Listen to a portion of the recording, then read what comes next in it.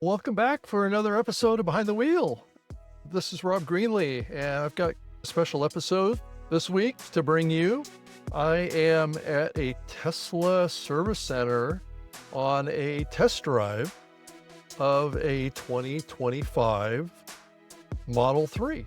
So this is a different video for me because I usually do these videos from my 2022 Model 3 long range. And so I wanted to just kind of give you a little bit of an experience. This is in the latest upgrade to the full self-driving software stack. I believe it's the 14.0 here. Let me go in here and see if I can see what the exact software is that's in this vehicle right now. It looks like it's 2025.14.3.1, which I believe is the same operating system version that's running in my 2022 Model 3, but the full self-driving supervised software is 13.2.8, which is definitely a whole number from 12 to 13 upgrade from my Model 3's full self-driving stack. So this vehicle has hardware 4, AI 4 capability in it. So that is definitely an upgrade now, but I told you in my last video that I was going to be test driving a brand new Model 3. So let me go ahead and put that in. The levers for turn signals and windshield wipers and stuff have been eliminated in this car. So it's all done on the screen and also on the steering wheel. So the turn signals are here and the activation of full self-driving is right here. So let me close this up. I already have a destination to go to, so let's go ahead and head there and see if it takes me to Greenwich, Connecticut, which is where I'm going. So I'm actually leaving the Tesla service center in Stamford, Connecticut. This is the best kind of service center for me and where I'm located in Connecticut. So this is where I go. So it seems to be creeping along. And I don't know if you can see on the right that this is the entrance bay doors. I think we're past that now to the service center of being able to pull in and get your Tesla service. But you can see we're pulling out. I'm on the latest version of the full self-driving stack. And I'm trying to see if I can turn up the speed a little bit on this. So it does have an adjustment that I can turn up the maximum speed, which is 35 miles an hour. This is a parking lot type of a situation. So this is the first time that I've been in the latest model of the Model 3. So I was looking for a significant difference in the experience in this car.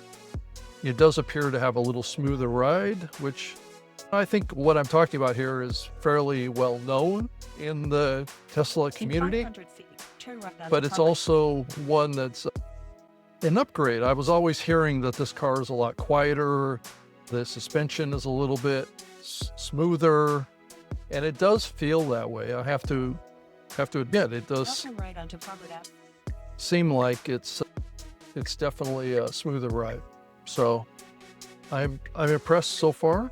So here, let me change the air conditioning in here to get it a little bit cooler. It's a little bit warm out today. Turn right to take the Interstate 95 southbound to New York City. So it's trying to take me to New York City. Right to take the Interstate 55 southbound. So we're gonna get on the freeway here and drive for a few minutes. It's only about a 4.5 mile drive to Greenwich from where I'm at right now. So it's going to get on the freeway and seems to be pretty smooth and operates. Now and you saw back there, I did have to do an intervention on it in the parking lot because it was heading off in the wrong direction in the parking lot. But that's probably a fairly minor situation. So we'll see if it has a significant difference in the full self-driving kind of capability on the freeway here. So I can get in and I can adjust the speed. So let's go in here and adjust auto so it'll keep me cool. There we go. Let me turn that down a little bit. Okay. Now I'm not going to boil over. So anyway, it seems to be doing terrific. And if you haven't done a test drive, so it's a little different car. It definitely feels a little bit different than my 2022 Model 3, but in some ways it feels the same. It feels a little bit more, maybe a little more polished, but mine is quite different from the standpoint that I have white seats, like a black and white kind of experience. So my car feels a little brighter inside of it. This one feels a little dark and a little gloomy to some degree, though I like black and I like this kind of grays and blacks, but I do the contrast of the white and the black and the grays. That's a good color contrast. And the car does feel a little bit higher end than my Model 3 does. It's not as stark. It's got this fabric kind of dashboard, which is different. And then it has that ring lighting that goes up through the dashboard and up the doors, which isn't on right now because you wouldn't be able to see it anyway because it's so bright. But the car just feels a little bit more polished, but it's still got all of the same kind of compartments that my Model 3 has. The same basics is here. So there's not a big difference that I see. And so what I'm weighing is that I did a purchase on my Model 3 2022, and I'm like 3.5 years into the purchase. And I'm looking at if I get an upgrade and trade in my current Model 3. I don't know what the trade-in might be for that, so that's something that I'll find out a little bit later.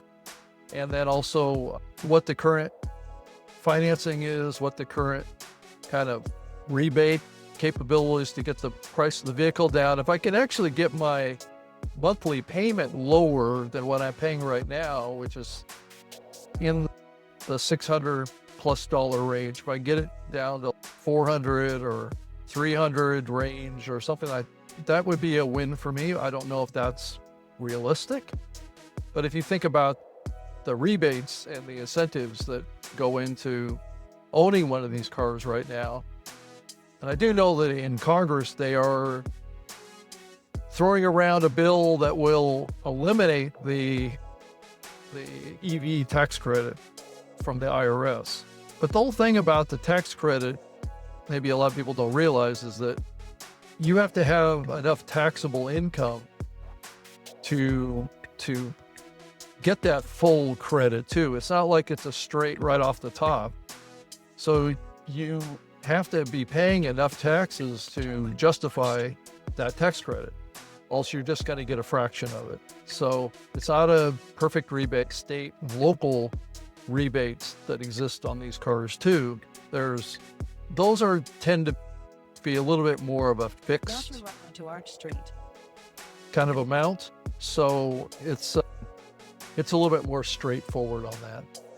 But the actual $7,500 is a full tax credit, which is not always fully credited on your taxes. So it just depends on what your tax situation is. But it seems like this is a very complex kind of section of the exit off the freeway.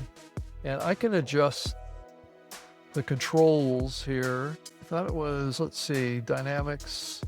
I can go to, it has standard. I thought it also had hurry.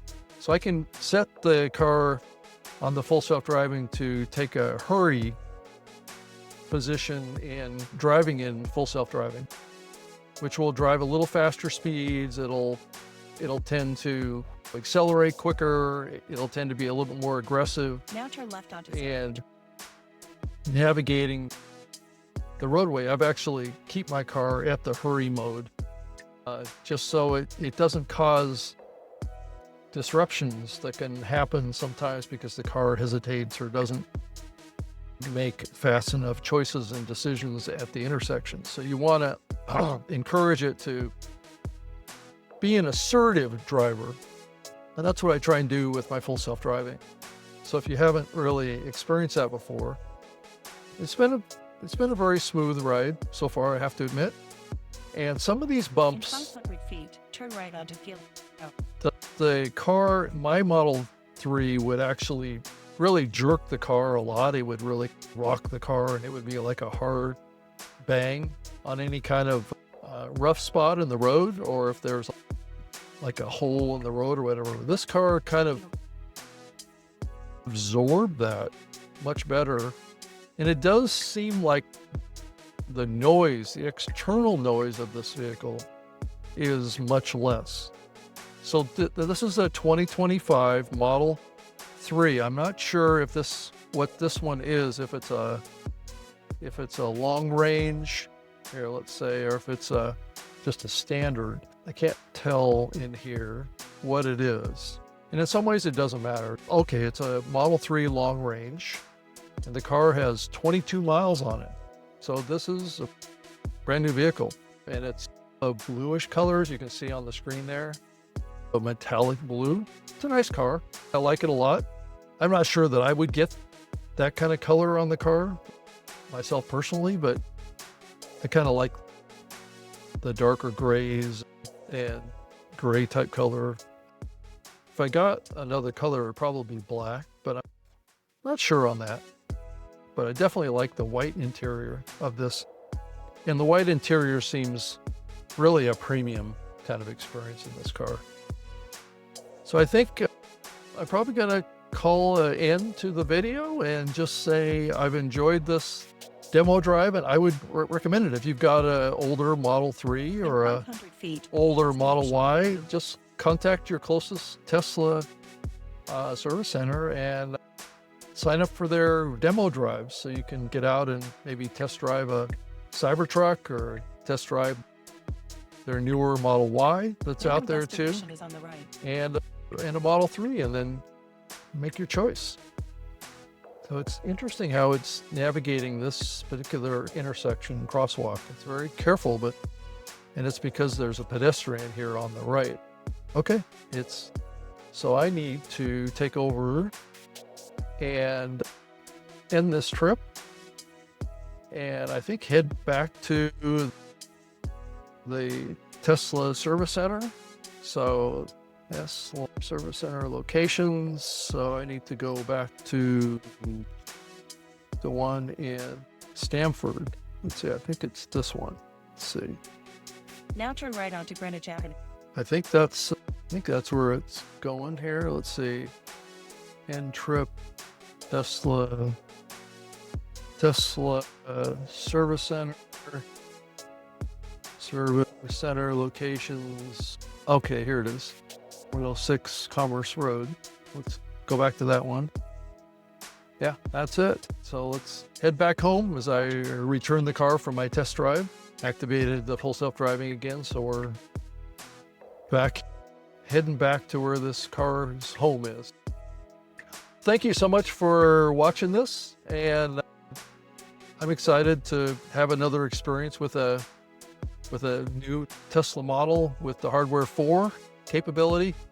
I have to be honest with you, I haven't seen a huge difference in the capability of the full self-driving between the current version, the 12.6.4 that I have, and the current version here, that is the 13.2.8. I haven't seen a huge difference between the two. So that's a factor for my consideration. But I do know that the hardware 4 is the hardware that's going to get the unsupervised full self-driving. But the hardware 3, as far as I know right now, is not. So that's the big decision. And in my last video, I talked about this a little bit more. So this is a good kind of comparison between my last behind the wheel episode where I talked about the coming unsupervised full self-driving. So, and trying to get positioned where I can feel like I'm moving into the future. All right. Thank you for watching the episode. Subscribe to my channel and check out my other videos that will probably be up on the screen on, I'm not sure which side they are. I believe it's on the right side, but check it out. Thank you so much. Or on the left side for you. So thanks. Bye-bye. Right onto Arch Street. In the capability of the full self-driving between the current version, the 12.6.4 that I have, and the current version here, that is the 13.2.8, I haven't seen a huge difference between the two.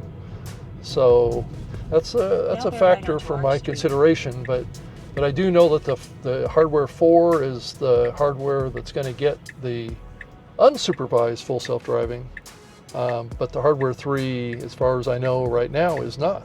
So that's the big decision. In my last video, I talked about this a little bit more. So this is a good kind of comparison between my last behind the wheel episode where I talked about feet, bear left to stay on Arch Street. the coming unsupervised full self-driving. So in trying to get positioned where I can feel like I'm moving into the future. So, all right. Well, thank you for watching the episode. Subscribe to my channel and check out my other videos that will probably be up on the screen on, I'm not sure which side they are. I believe it's on the right side, but check it out. Thank you so much. Or on the left side for you. So thanks. Bye-bye.